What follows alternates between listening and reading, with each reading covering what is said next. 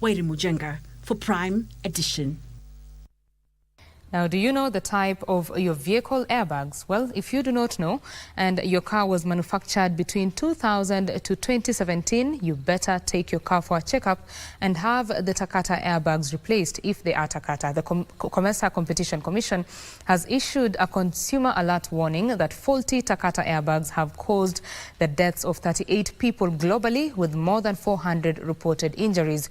12 automakers have been affected by the faulty airbag recall, including Toyota, Nissan, Ford, Mazda, Chrysler and Subaru. Take a look.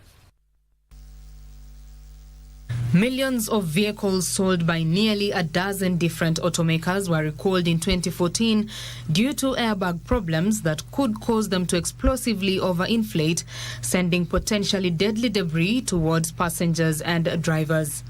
To date, 38 deaths have been reported, with over 400 people sustaining injuries. Players in road safety, consumer protection and automobile manufacturers have been calling on the public to have the Takata airbags checked and replaced for years. Yet, some cars remain on the roads with the deadly airbags in place. The COMESA Competition Commission is warning car owners to confirm that their cars do not have the Takata airbags.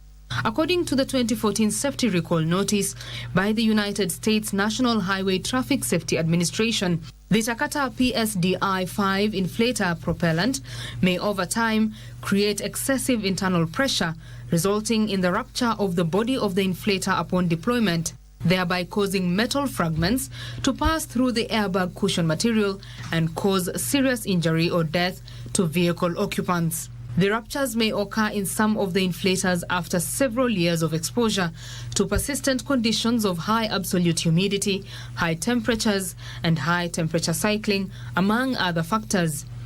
The affected vehicles include models manufactured from 2000 to 2017 by Toyota, Nissan, Honda, Mazda, Ford, Pontiac, Acura, BMW, Chrysler, Infiniti, Subaru, and Dodge.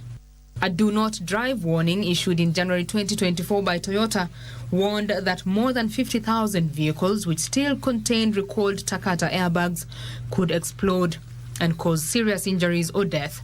The advisory named certain Toyota Corolla Matrix and Toyota RAV4 vehicles from the 2003 through 2005 model years as affected, indicating that owners should immediately have the airbag inflators inspected and repaired.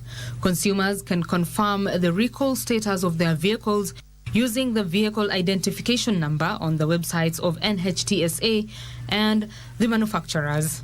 Betty Kiptum, Prime Edition. Moving on, legislators have been urged to